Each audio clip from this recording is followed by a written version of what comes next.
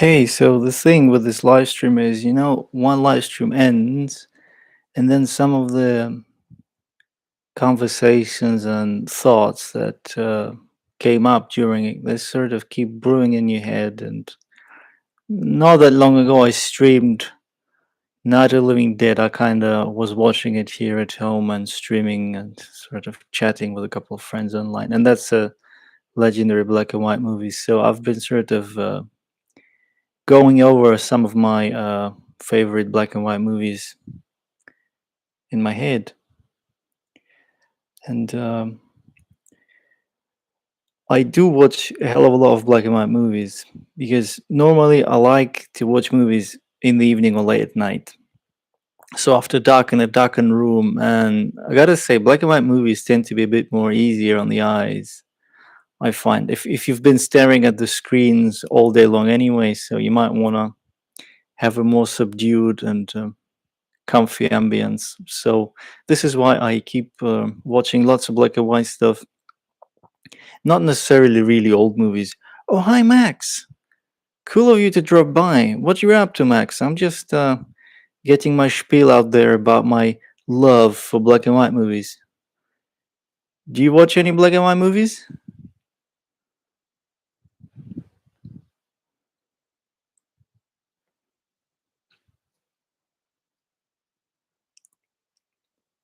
So as I was saying, I have a bunch of movies which I keep revisiting, which are some of them are old, but I also think contemporary films now with digital technology. Oh man, that's a cool one. That's what year was that from?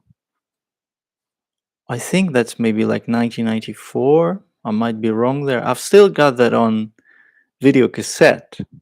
I think I taped it off TV back then, was that's it. Yeah, that's a good vintage. So how many times you saw that one? That one gets better on repeat viewings, doesn't it?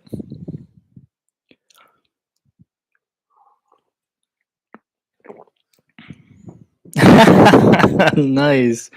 Well, I'm kind of the same. If I really like some film, I'll just, watch the hell out of it, that's me. Which is why one of the reason I run this little YouTube channel is that I want to be able to open up to more movies, so go get out of my comfort zone a little bit, because I do tend to. I'm very loyal with my movies, and occasionally some of my friends point out to me, "Oh, you're missing out on that film or that film." So it's good, in the chat and stuff, that when people share and they can sort of suggest a movie which otherwise you would have probably not bothered with. But yeah, I have maybe 10, 15 movies in my collection which I watch really often. I watch them like religiously. Yeah, see, what I do with the TV is I like to put in, to reduce the blue spectrum, so that it's less like daylight, so it gets that kind of golden hue, so it's like a night mode thing, I guess. So that's also, sort of, so it doesn't keep you too much awake once you're done watching stuff.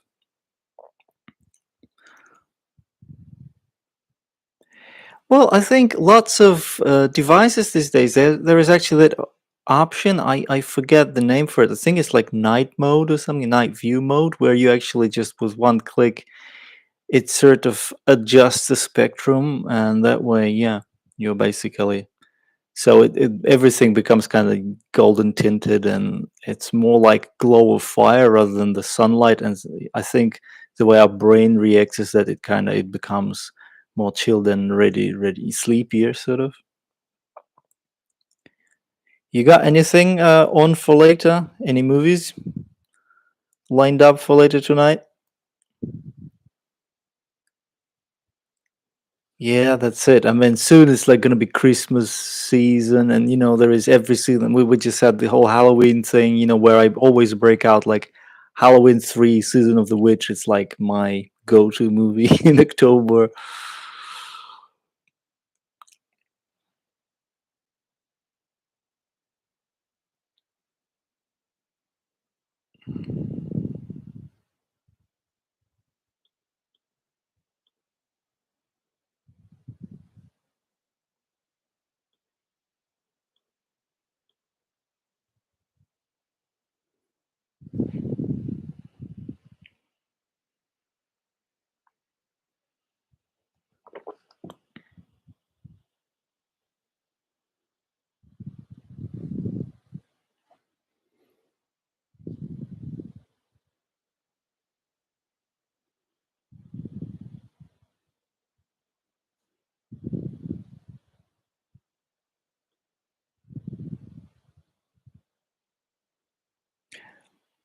Another great thing about black and white movies is that I think they tend to be, nighttime scenes look really, really different. So the way they're lit is different, obviously. There is that attention to texture and the way kind of they backlight a lot more, I think, and that creates a real special cinematic aspect to it as well. Oh, Die Hard. All right. I haven't seen Ready Player One. Is that a Spielberg movie? I remember watching the trailer. This one is like a couple of years old now, isn't it?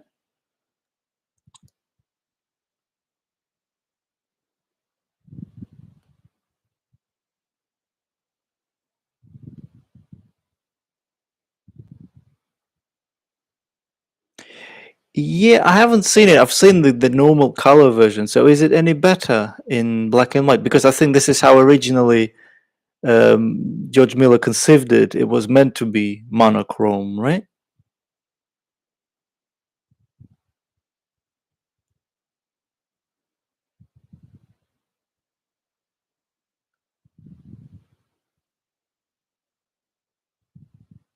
Oh, nice. Well, it's a pretty good movie. Yeah, I mean, do you have a favorite Mad Max film of the four movies? I've never seen part three. Thunderdome, I've never seen that. But I've seen parts one, two, and the more recent one.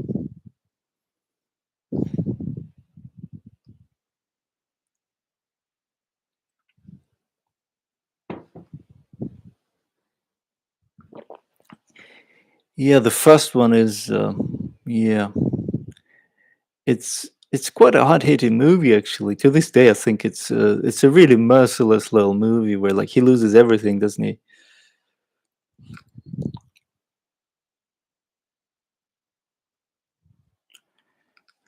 What was the last time I saw a Spielberg movie? I think I saw Indiana Jones: The Crystal Skull. I was on TV a few years ago, and I caught it casually. I came home, and it randomly I watched it from the middle. I remember he was hiding like in a refrigerator. He like survived, I think, like a shockwave, like from a I think from a pretty huge explosion by hiding like inside an old fridge or something.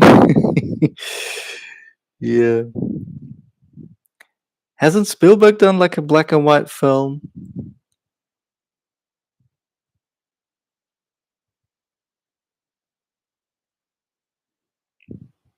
I'm gonna be checking out your review because I haven't seen Ready Player One yet.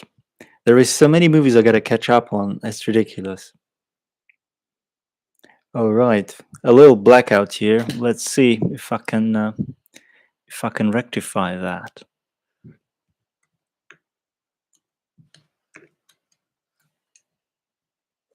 I'm still out here.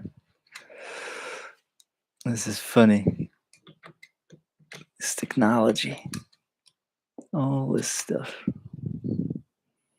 Let's see if we can get me back up.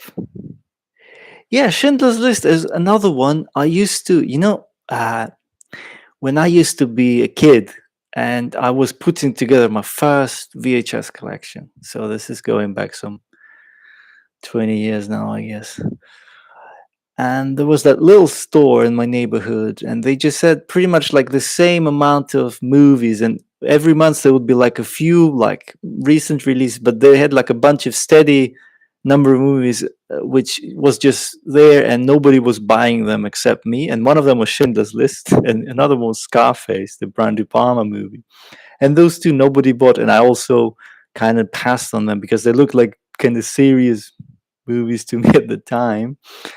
And I remember buying more like kind of B action movies and kind of lots of horror movies because those had like really the covers that grabbed me and really like caught my eye because they were much more colorful. And Schindler's List just had this kind of very, gotta say, very sober looking artwork. And to this day, I mean, I heard good things about it.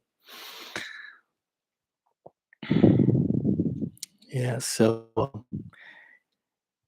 I gotta say, my favorite Spielberg movies are, I think, Minority Report from his more contemporary work, which I think also has this kind of steely bluish look. He maybe it was too far, too daring to go completely monochrome, but I think he was kind of suggesting that kind of future.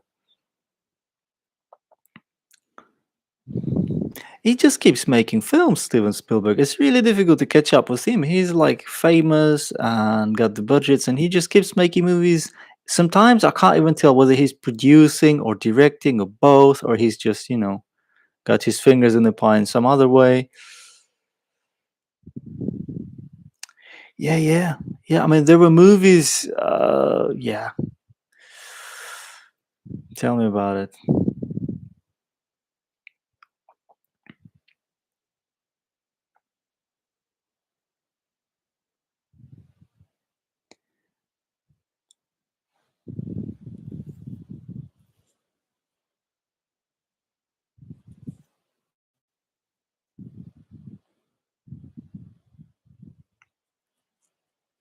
What about Die Hard 3? I've never seen that one. Do you like that one? Because I've seen part 2 loads of times, the one in the snow. And obviously the original goes without saying. But part 3, I've seen bits of it, but I've never seen it all the way through. Oh, hi there. There's Ralph. Hi there, Ralph. We're just chatting movies here with Max from the one and only MSJ. Join the movie chat. We're on Spielberg right now. And Mad Max. And Die Hard. And season movies. Because I'm a big fan of Sam Jackson, so I think, yeah, I'm I might cover Die Hard 3 for myself this festive season if it's a Christmas movie like the other two.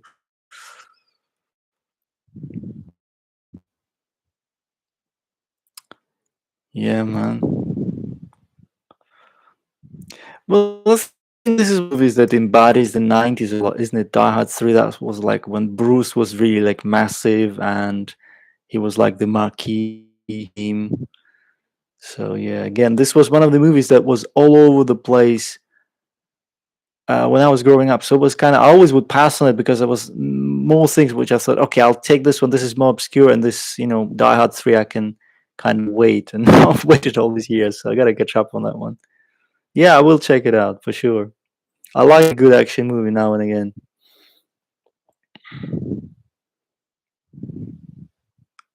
It's actually the one genre, if it's a long, hard week at work, and yeah, this is the one genre I go to a lot. It doesn't always translate. Like I don't always YouTube about action movies because I don't always have much to say about them. But yeah, good genre. If you just want to switch off for a bit and just my favorite Spielberg. I don't have like I like Minority Report for sure. That's the one with Tom Cruise, the one based off like a, was it Philip Dick? And then there is a couple more I think are cool. So from the newer ones is the Minority Report, and then from the classic ones, I think the original, the first Indiana Jones, and Jurassic Park. Those are the three: Jurassic Park, uh, Indiana Jones, the first one, and Minority Report. I guess these are the three that come to mind. But he's prolific, so I might be, yes, these are the three that come to mind. But he's prolific, so I might be,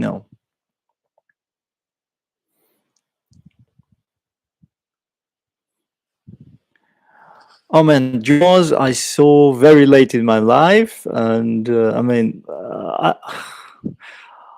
I've seen it just a couple of times, really, and to be honest, I don't know. When I watch it, I seem to really like it, but when it's over, I seem to have no memory of it. So it's an odd thing to say. I used to have it on tape. I have a Blu-ray. I've seen it, I guess, 2 or 3 times, but it's just almost complete. I even forget how it ends. I remember some of the more like celebrated shots, like there is a trombone shot when like Roy Scheider is like, does the thing. So I remember those kind of key moments, but I forget the rest of the movie totally.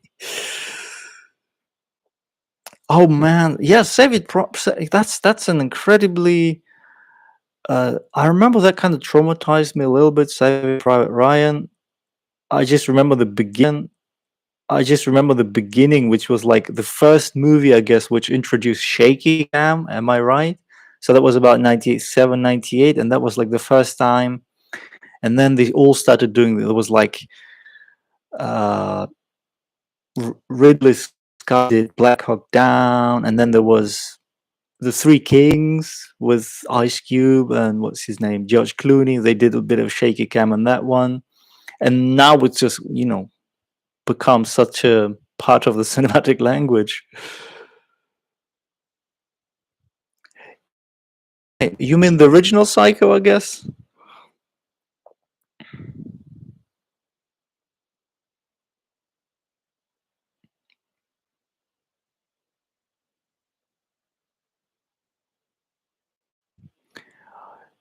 Psycho was the movie that I think, again, I owned across many formats, and I actually really like it. I really, really think it's a. There is long bits in that film where screen, and but still you watch it and you don't even realize that what you're watching. You're actually in the story, and it's interesting. I think Hitchcock is one of the few directors who knew how to direct inanimate objects, who could kind of tell the story with the camera. I mean, yeah. So Psycho is a great example of that. I've never seen the remake. There is a movie. I think Gus Van Sant did like in the 90s again. Was like I've heard about it. There is like the color version. I don't have a favorite director. I have like a phases. Like there is maybe a month where I like watch more and more of the same guy. Like I had like a Hitchcock phase not so long ago where I was watching like 6 Hitchcock movies per week, but it doesn't last too long. I kind of seem to, burn out for a while, and then I switch to something else. It's like, it's like trying to just eat chocolate all day. You can't do this only for so long before your body says, okay, dude, you know, a bit of a variety would be good. So yeah, this year, like I did a Scorsese thing, I did a Hitchcock thing because I really wanted to. I would just kind of. Strangers on the Train, I watched not a long ago for the last time. And this is a phenomenal film. This was one of the first Hitchcock movies I've seen. And I think it's an odd one because I don't think any of the characters are very likable.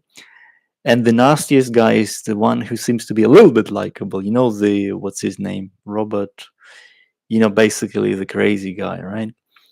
And the other two, like the tennis player and his estranged wife and everybody else, they're a little bit, yeah, it's an odd one. Farley Granger, yeah, who ended up doing a couple of really sleazy movies in Italy later. And then wasn't he also in uh the, what was it, The Prowler, I think? Star Trek movies. I gotta be honest with you, I've only seen one Star Trek movie. That was like a J.J. Abrams film, if I'm not mistaken. And a friend of mine who's a big sci-fi enthusiast, and that person introduced me. Kind of, I mean, I've seen a few vintage Star Trek episodes when back when like William Shatner was like, like those kind of real. They look like Technicolor now. They look really something very strange and unusual. But from the cinema movies, I've only seen one, and I'm not sure which one it was.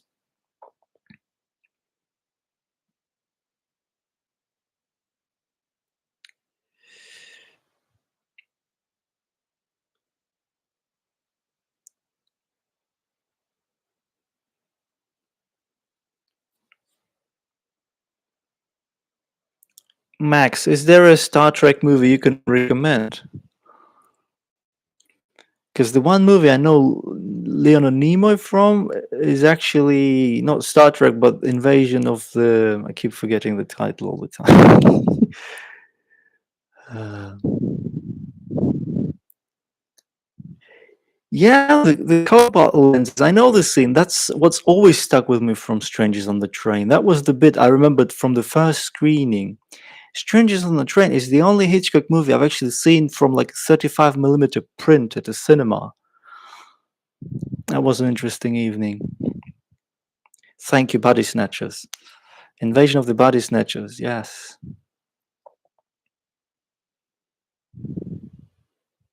There is some great moments in Strangers on the Train.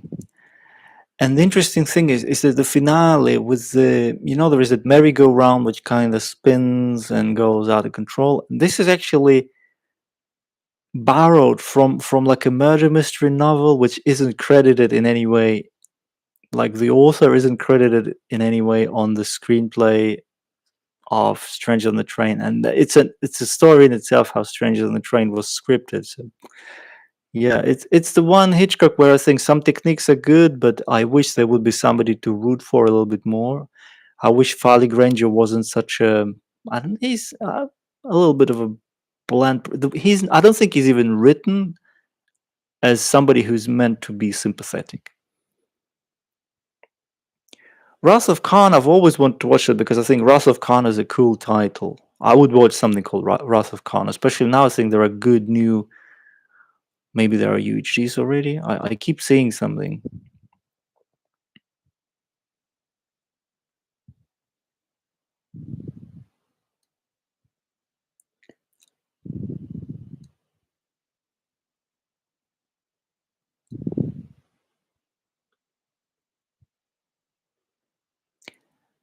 Yeah, Farley Granger isn't a very yeah. And,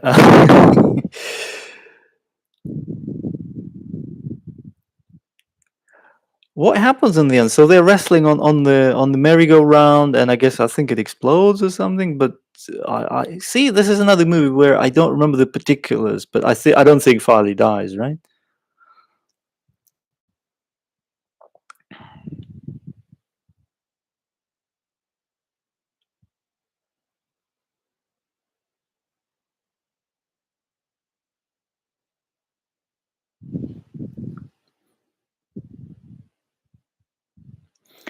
I also had a very brief Tarantino phase this year, but it was maybe just a week where I watched some of his 90s movies. That was when I got my VCR. I got like a working VCR, and one of the tapes that came with it was like Jackie Brown, and that got me going. So I rewatched some of his early stuff, and now I think there is Reservoir Dogs available in a new thing. They scanned it in 4K, so I think his early stuff has a bit more to say than the more recent stuff.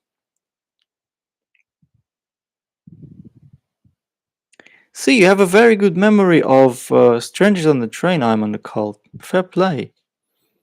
I wish I had that. The movies I remember well from Hitchcock do not include Strangers on the Train. That's the one I watch, and then it seems to kind of, yeah, sort of, you know, it grows foggy rather quickly.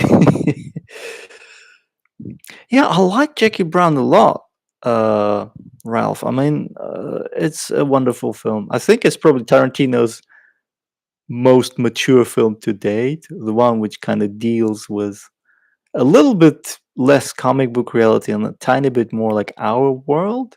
And it's incredible because he wasn't that mature of age when he directed it. So he really that's very odd one out in his filmography. So I appreciate that film a lot as well, for many reasons.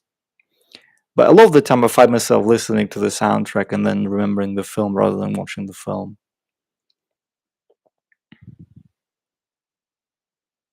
Oh yeah, that one. Uh, now this movie. Now this is not the original tape I had, but this was like the first ever movie I had when I was started collecting. Like the first VHS I have was a different edition. It was Yeah, I've seen that one a lot of times, and I think in every country, doesn't matter where you were, most tapes came with the music video where like he was dancing with the alien. I'm pretty sure like Colombia put it out similar. Oh, man. See, it's impressive how many people seem to appreciate Jackie Brown because I think back when it came out, it was a little bit underwhelming. In the wake of Pulp Fiction, it seemed like more subtle, and I don't think it caught on quite as well as much as probably Miramax was expecting to. But yeah, it holds up really well, and there is just I love the whole. I think the flashback structure in Jackie Brown is a lot easier to get your head around. You get your head around, and also I like the whole setting in around this big shopping mall. I forget which one it is. It's quite a large one. I love scenes, shot inside supermarkets or big shops and things like that. If you know, like the opening of Cabra with Stallone, or like there is movies which are have prominent scenes with people walking around on shelves and things. I love those kind of things, and so this is one of the reasons I really like Jackie Brown as well. Or if you people go into bookstores, stuff like that. See, Eyes of Laura Mars, a movie I've been meaning to check out because A, it's written by Carpenter. B, I saw the stills and there's that amazing still with like models. Sort of, there's like a skirmish by like a burning car or something. It just looks enticing. I really wanna watch this one, and I will. See, yeah, Elmer Leonard. I've read some of his stuff. I really like his even better than the movies. Like I think it's Get Shorty. That's a real hilarious book. It's actually better than the movie. And then I read some of his other stuff as well. I mean, he's cool. I've got a few of his paperbacks knocking around. Good. He's a good one. I mean, I read almost as much as I watch movies, and I actually read like off paper, like real physical books. So yeah, he's a great one.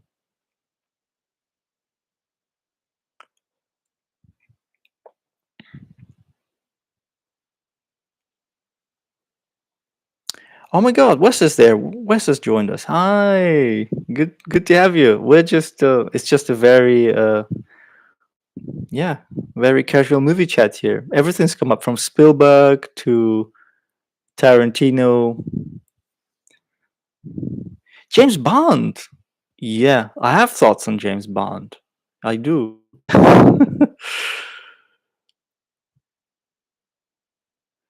Oh man, you go way back. End of the 90s. End of the 80s. I wouldn't remember. I mean, I wouldn't remember anything from end of the 80s. I was just tiny. But yeah, I mean, I've heard good things about Laura Mars. That it's got interesting premise, but I don't. I've heard that the execution is a little bit too.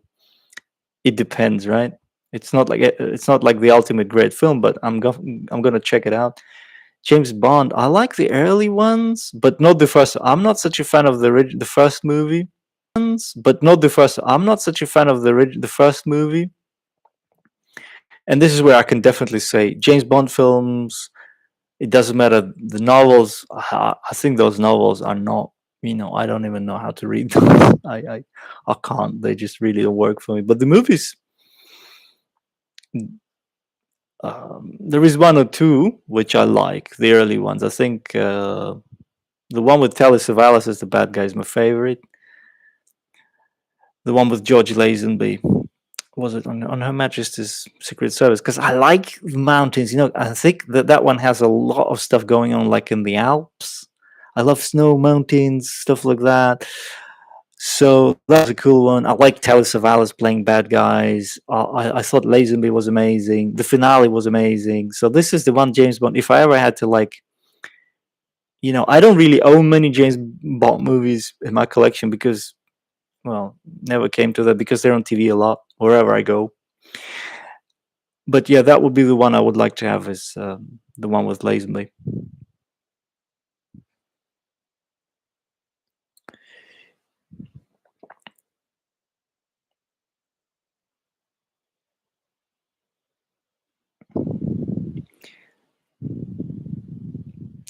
And there is an early one with Sean Connery where it's like there is the big long fight on the train. He's like he fights this guy with a briefcase. I think it's From Russia with Love, probably. It's meant to be like set in Turkey or something. So this is the one that left the strongest impression because there was something like brutality in that one. It wasn't as goofy as some of the other James Bonds, I think. I don't mind goofy movies, but for some reason I like the James Bond movies with like a bit more like a dark streak to them. I also saw one of the more recent ones at the cinema. Shit, what was it? There was a big explosion. I know they all have big explosions, but it was like the one with Daniel Craig, and it was the dude had a scar on his face, and there was like I think he crashed. Oh god, that was not a very memorable movie. It's maybe like one of the last 3 or 4 James Bond movies. Robert Shaw from Jaws, isn't it? See, wow, interesting. He's a very interesting presence.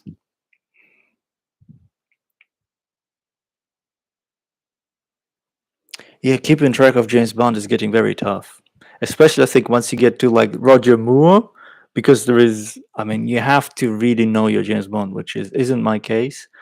I've seen, I think, most of them at least once, but yeah,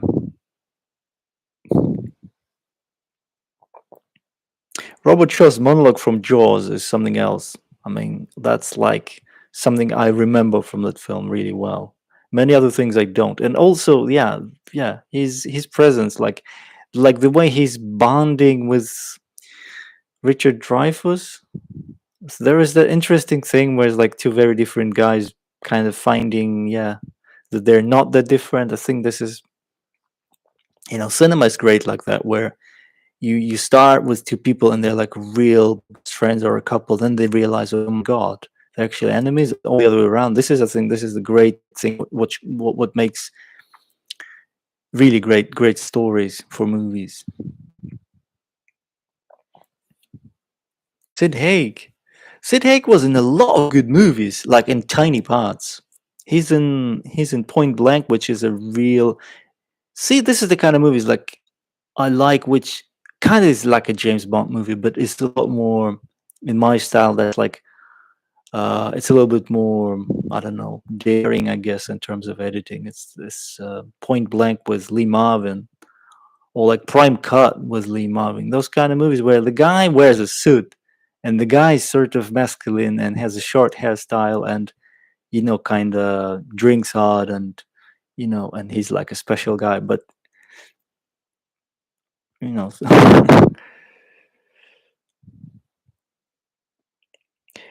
Yeah, Pierce Brosnan was James Bond when I was, yeah, first getting into James Bond. The world is not enough movies like that. I mean, right now people look back at them and Pierce Brosnan isn't very highly regarded right now in hindsight, but back at the time he was really saving the franchise in many ways. So he was like the second Roger Moore, I think.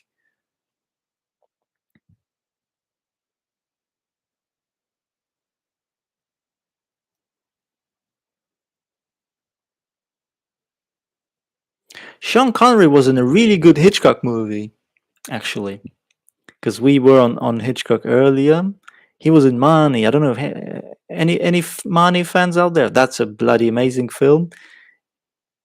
It's like late in Hitchcock's career, and some of the shots are really shot through like a gauzy filter, so they look like perfume commercials from the 70s. But the movie is really good. The story is like it's a bit heartbreaking, and yeah, and Sean Connery is in it playing a very unusual part. He plays like I think like a shrink or something, which I'm not saying he's super convincing in the part, but it's a good movie. So which James Bond was Sid Hagen? I'm curious now. James Bong with a G. Am I reading this right? Is this just a typo, or is there like a James Bong series of films? Bong with a G. I'm intrigued now. I think Max is about to like expand my cinematic horizons. Maybe there's been a whole series going on. Yeah, Marnie is with the same actress who was in The Birds. I think it's like TP, whatever her name is, Marnie.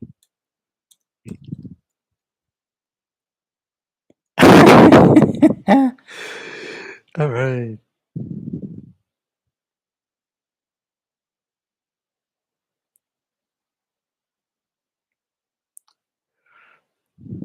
His voice. Yeah, all the voice actors. Oh, the people like whoever did the voice of what was it? Doctor No wasn't really. It's interesting. It's interesting. Max, do you have a favorite Bond film, or maybe two or three? Because I think you could probably have one.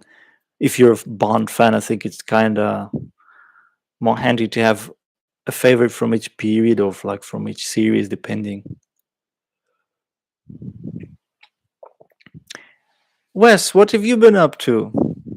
You watching anything later, Wes?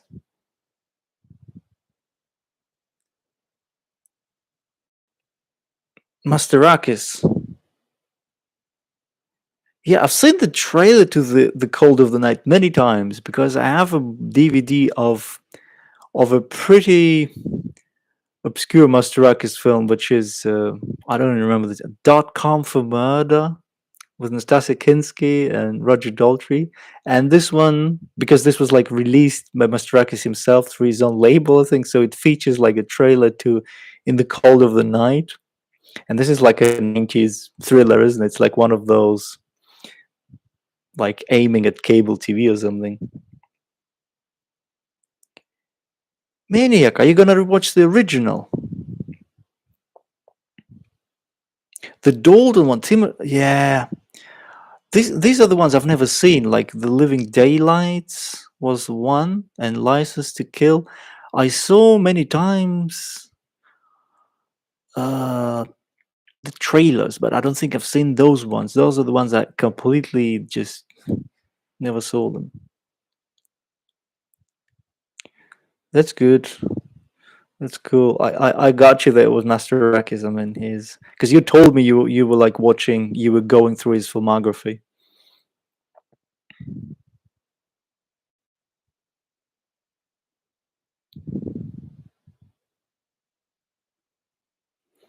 Yeah, I watched Maniac not that long ago. The original one was Joe Spinell. I always find that I really always like get intrigued the first 15 minutes, and then I'm again I have like a blackout for most of the movie. So whatever happens in the story doesn't register with me that much until like almost the very end when it comes to the original Maniac. But I do somehow, yeah, it's one of those films where I think the ambience, like the 42nd Street, those joints, and they kind of very scuzzy, true to life, you know, ambience. I find it really irresistible. Like movies like Driller, Killer, Maniac, whatever shortcomings they have, technical, whatever, it's still just as a, I guess, time capsule. I think those movies are interesting, at least from that point of view, if nothing else.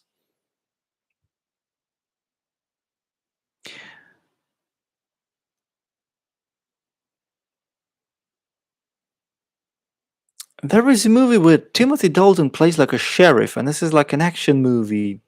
And you know, it was produced actually by Joel Silver, the guy who produced all, I think, Lethal Weapon and everything.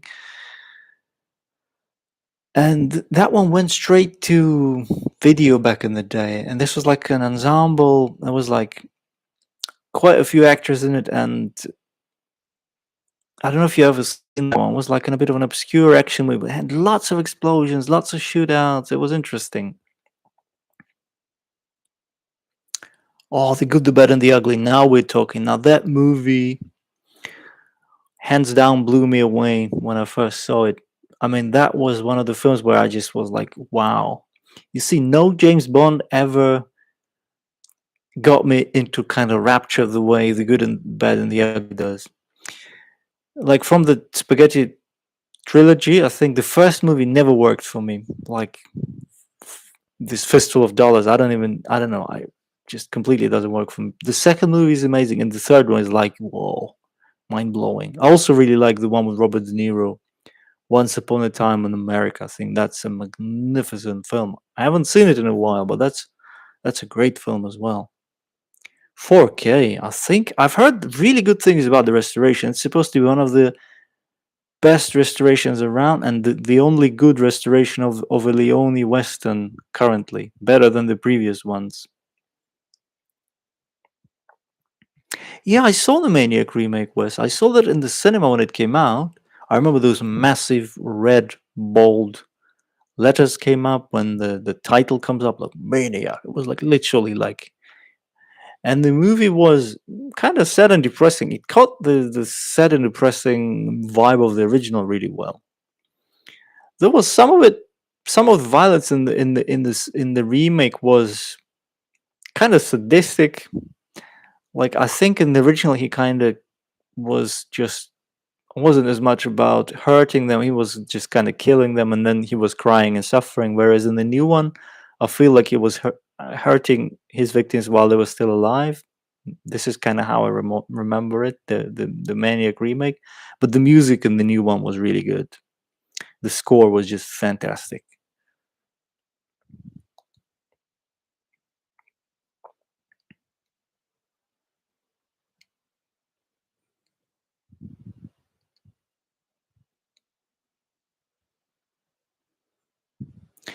There is another movie with Joe Spinell, which is it has two different titles, and I think he kind of even directed himself in a lot of the scenes.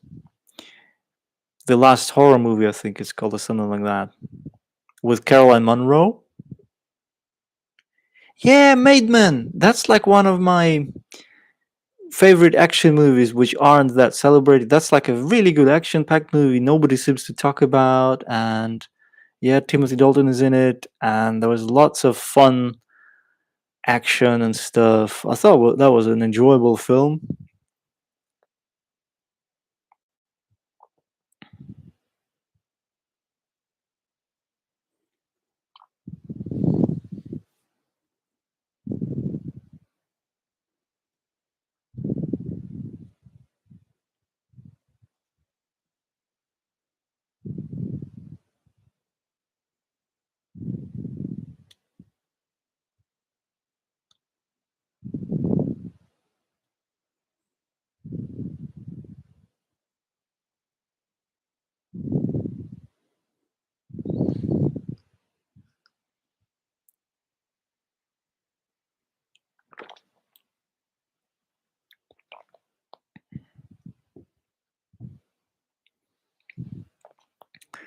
Wes, originally, like the topic of this, like the way it started out, was a little bit related to like black and white movies.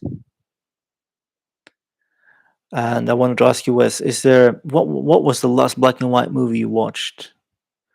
Least favorite film of the year so far? If we're talking about current movies, Max, I don't watch that many current movies, like the ones that are released from 2022 and stuff. But I'm gonna quickly just can come up with something because this is a curious question.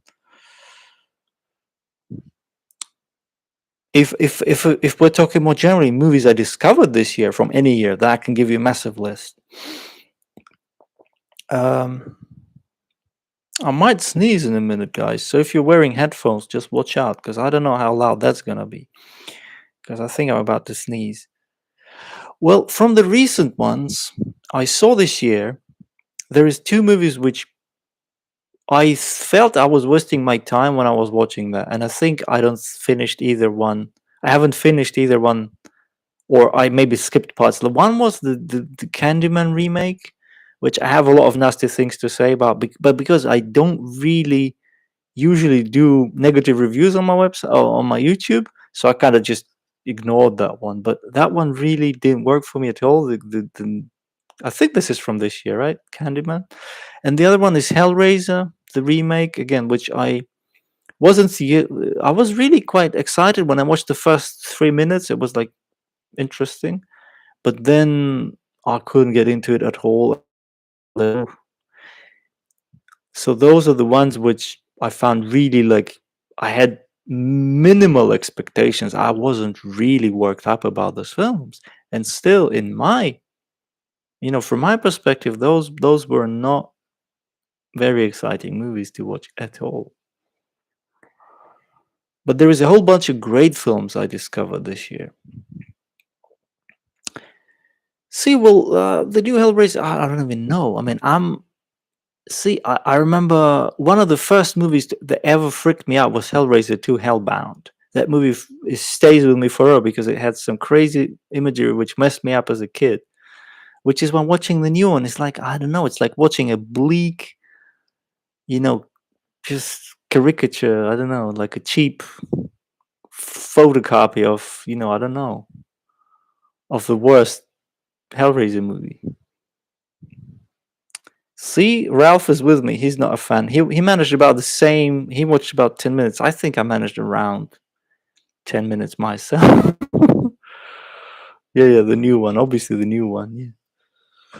But like I said, I don't like bashing movies. I'm sure there is people out there who will appreciate it, embrace it, and buy it, and go and meet the actors and the cast and get their autographs, which is fair enough. But those movies for me were not that exciting.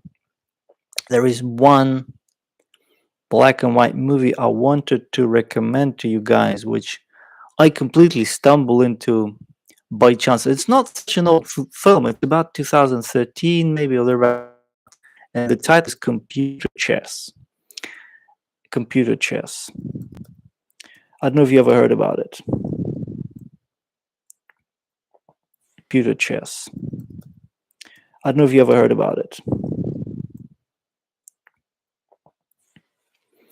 The director is called Andrew Bujalski. This film set in the 70s. It's made with original 70s video technology.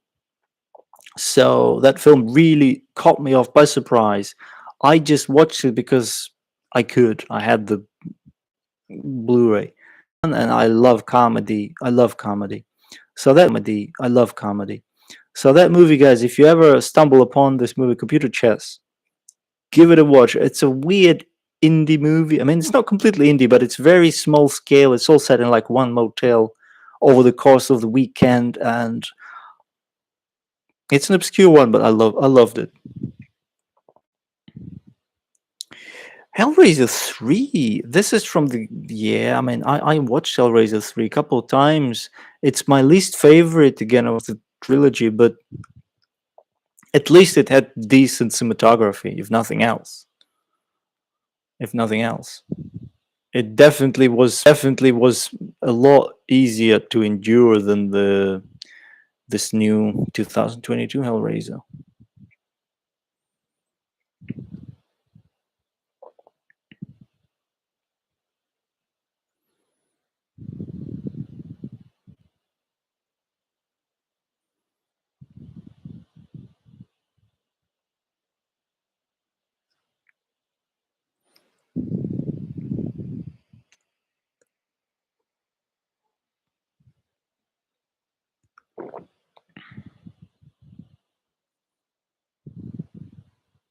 The Naked City, I think I've seen that one. This is where they're like investigating a murder. Who was it? Jules Dassin was the director. The guy who directed Rififi.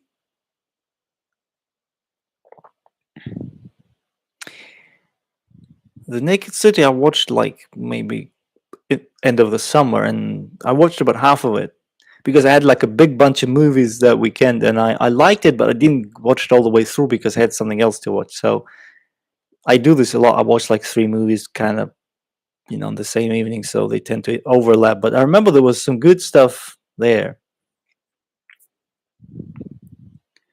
Well, it's amazing how so many people seem to have seen the new Hellraiser. It's amazing, isn't it? So it's people do give it a chance, even though it's from the outset, it's kind of clear that it might be a bit of a letdown. Yeah.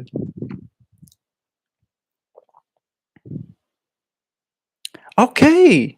Nice. See, this is what I'm talking about. There is people who like these kind of movies, which is the bar was very low. Okay, we'll see again. There is. You crack me up. The bar was very low. They should have called it. Because a lot of Hellraiser sequels had that kind of subtitle, right? Like Hellraiser Inferno, Hellraiser this and that. They could have said like, the bar was low. This is one of my regrets is that Italians, when the first Hellraiser became a hit, they never made like a ripoff, like Italian version of that. Because there could have been like a series of like ripoffs that would have been interesting to watch. I am in the cult. What was the last black and white film you remember watching? Yeah, Bruno Mattei could have done this even in the 2000s, when he was like making all those really straight to DVD movies. He could have done like a unofficial Hellraiser with like stock footage stolen directly from the original movie. Shamelessly. Ed Wood, that's a good one. That's a good one. Who played Orson Welles in Ed Wood? Vincent D'Onofrio or somebody like no, it was who? No, it wasn't. It was the other guy. I forget who played the Vince Vaughn. No? Last year, Marine Bad. Okay, so this is interesting. So Ed Wood was not the last black and white film you saw. Ed Wood was okay. I see. Fascinating how these comments work. Last year at Marine Bad. That's a great film. I've seen that one a good number of. See, this is the movie that stays with me a lot, even though it's kind of plotless. But when I think back at it, I remember a lot of things, a lot of camera moves, like those strange. There is like a silhouette of Alfred Hitchcock for some reason. Those, kind of tracking shots through the corridors. That's a very elegant film. I think Dario Argento's Inferno takes a lot from last year in Marine Bad.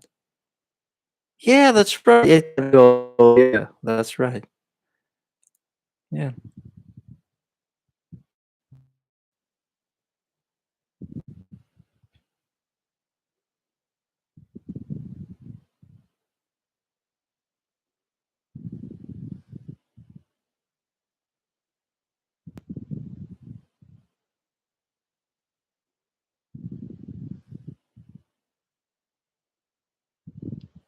Yeah, that's right. Yeah, that's another good writer. Yeah. His wife is still around in France because I think she got his when he died, she got inherited all his estate and stuff, so she's still around. There is one really cool black and white movie here, actually. I might have mentioned this one before. It's from the guy who directed The Spiral Staircase, and he's done a bunch of movies. No, hang on, I'm getting this wrong. This is Jacques Tourneur. This isn't Robert Siodmak. But there is somebody involved in this one, I think, from the Siodmaks. Anyway, if you know this movie, you know how beautiful it is. It's a fantastic example of like black and white cinematography and atmospheric as hell. It's Curse of the Demon and Night of the Demon.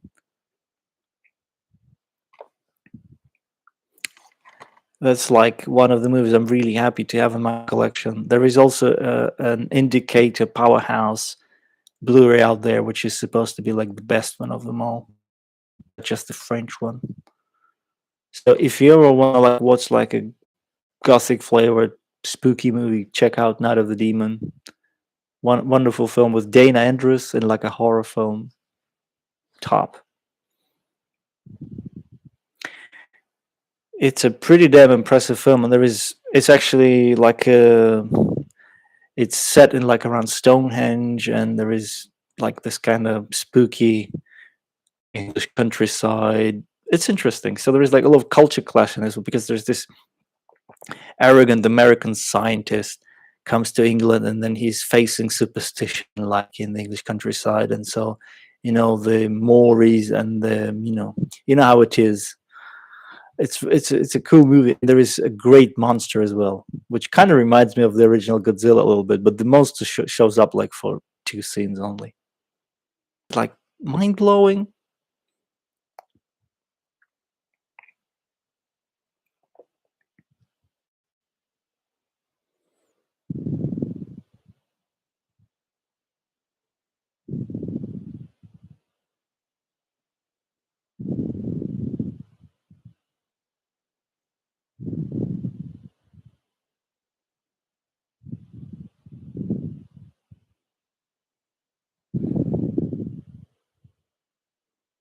And one of my favorite black and white movies is like the Cassavetes, his first feature, which was Shadows, and I think that one came out around the same year, around the same time when Dar made his first film. So this is going back some years.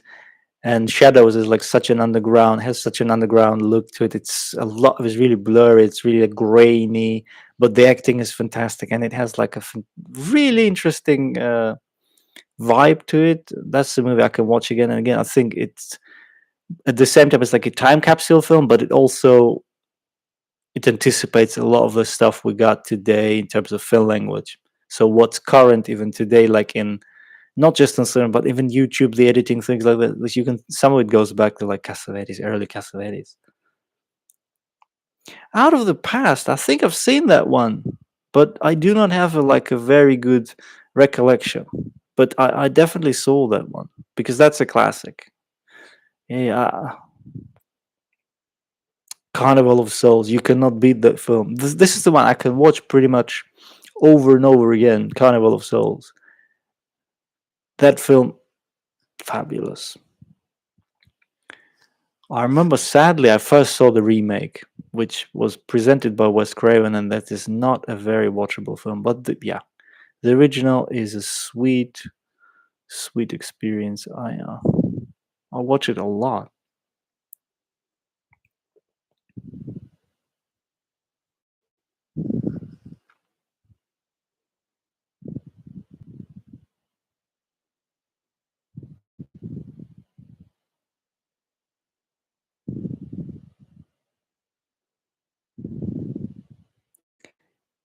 Yeah, Ralph. Alain Rob Collier is an interesting filmmaker.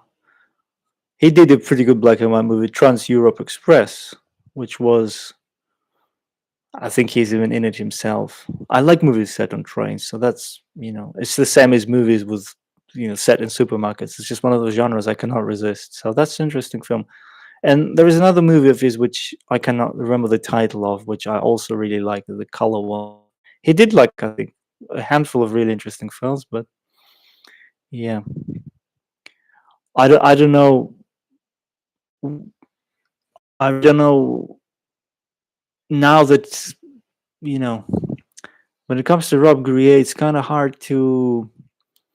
I think a lot of stuff he was interested in has become very mainstream now. A lot of things which were exotic are now commonplace. But I think like people who are really into cinema still appreciate his films. But in other ways, I think yeah, maybe that's why he's not so well known because yeah, times have moved on. So a lot of the like forbidden fruit aspects of his movies are not as exciting anymore. The immortal one, yeah, I don't think I've seen that one. Night of the Demon. I know Night of the Demons, but Night of the Demon, I'm not sure. All right.